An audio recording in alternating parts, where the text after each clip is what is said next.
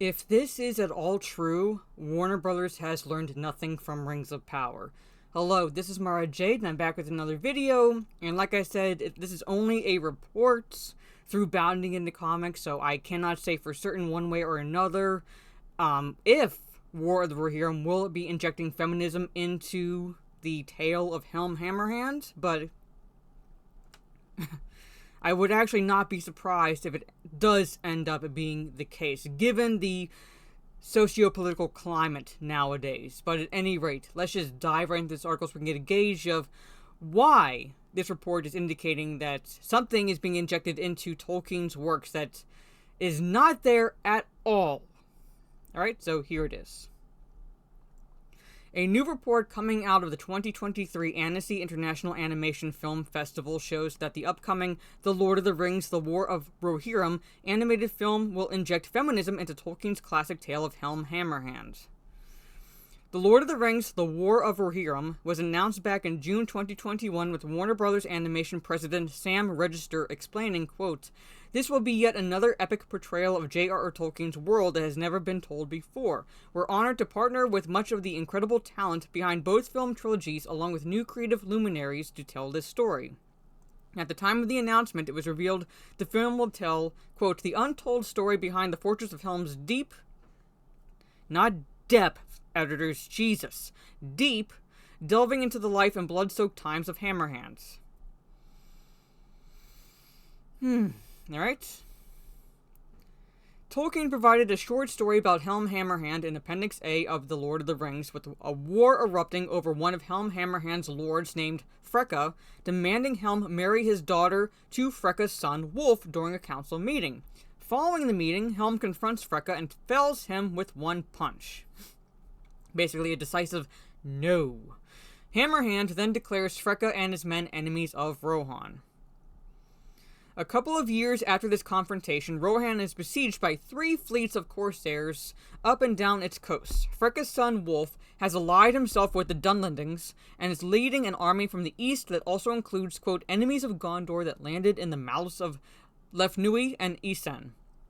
Helm rides out to meet Wolf's forces, but is beaten. However, he is not defeated as he flees to the Hornburg, to the Hornburg, again, editors, which would later become known as Helm's Deep. Wolf would then have its forces lay siege to the great fortress. However, he would defeat Helm's son Heleth while he defended the doors of the Meduseld in Edoras.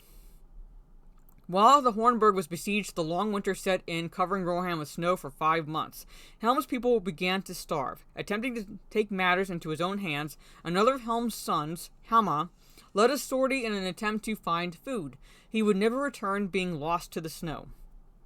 Hammerhand would channel his grief into vengeance by dressing in white and stalking the enemy camp like a snow troll. When he attacked, he killed as many as he could with his bare hands. In fact, he refused to carry a weapon, with Tolkien noting, quote, "It was believed that if he bore no weapon would bite on him. The Dunlendings said that if he could find no food, he ate men. That tale lasted long in Dunland." This tale is really cool. It's short, but it's really cool. Why would anything need to be injected into this? Is beyond me, if that is true. As for the legend of the Horn of Helm Hammerhand, Tolkien wrote, "Helm had a great horn, and soon it was marked that before he sallied forth he would blow a blast upon it that echoed in the deep. And then so great a fear fell on his enemies that instead of gathering to take him or kill him, they fled away down the combe." Helm would eventually succumb to the forces of nature, but his people would continue their fight against the Corsairs and Wolf's forces.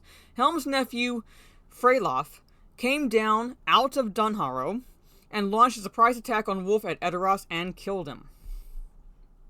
As the snows began to melt, the Rohirrim would receive aid from Gondor.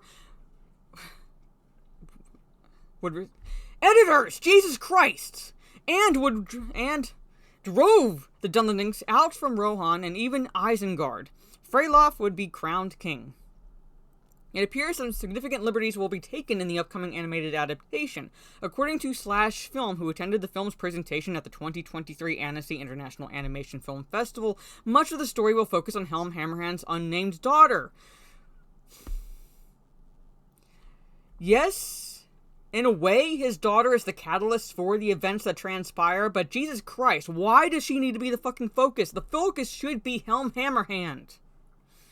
In the film, she has been given the name Hera, and Slash Film claims she, quote, is the protagonist of the War of the Rohirrim. Why? Why isn't Helm Hammerhand the protagonist? If this is true, why the fuck isn't Helm Hammerhand the protagonist? This is his story! This is literally his story! Producer Philippa Boyens, who's associated with the original Lord of the Rings movies, as well as the Hobbits trilogy, explained the decision to make her the protagonist. Everyone else dies. Who the fuck cares? Yeah, like, no other movie in existence at all had most of the protagonists die. Like, Saving Private Ryan never occurred. Like, Gettysburg never fucking occurred. Like, pick a fucking movie where most of the protagonists have succumbed to something before the end of the movie. Like, nothing like that ever fucking happened in the entire age of cinema. That's why we have to focus on a character that survives somehow, because we can't focus on the person who dies, the person whose story it actually is about. Now, before you start complaining, this is already in the text, and also the story takes place centuries before the movies.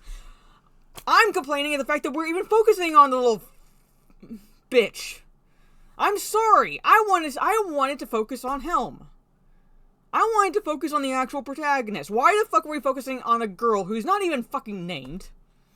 And the only reason she's the catalyst at all for any of the events is because one of the lords, under Helm Hammerhand, wanted her to marry his son, and Helm punched him in the face, pretty much saying, fuck off. Which led to, a couple years down the road, what I just read.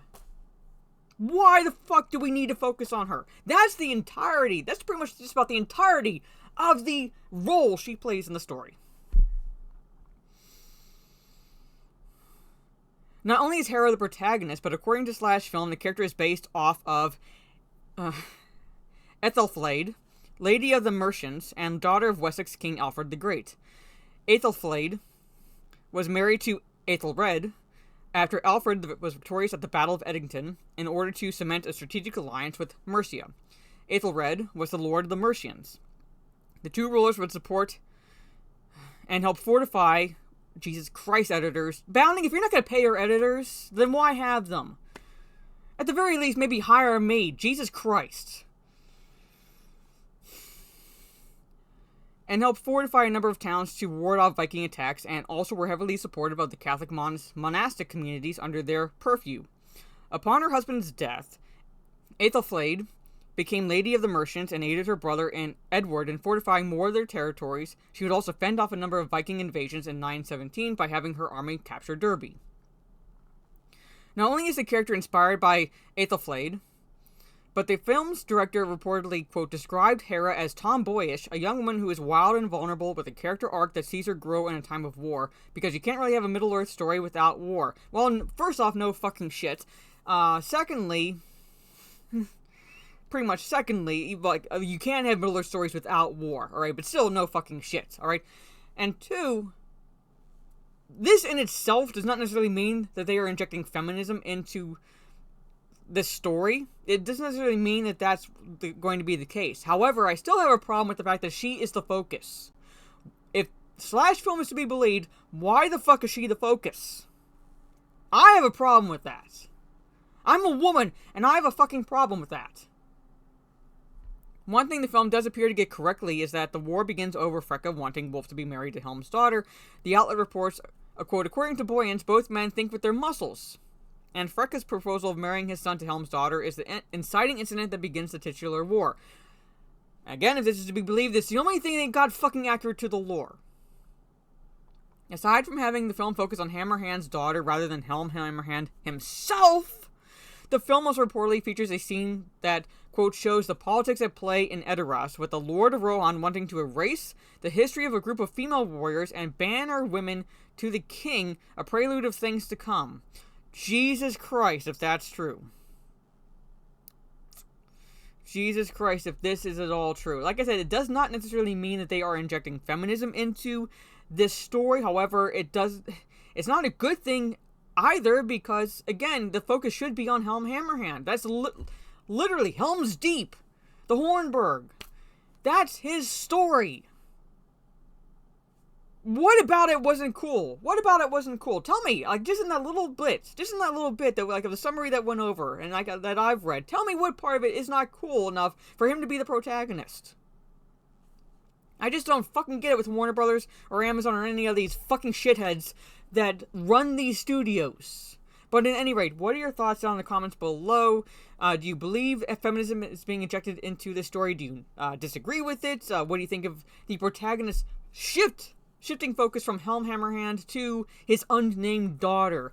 Let me know all your thoughts down in the comments below. I'll be live later on tonight with Orange Chat Reviews talking about Bill and Ted's Excellent Adventure, the first of the 1s and 2s for this month.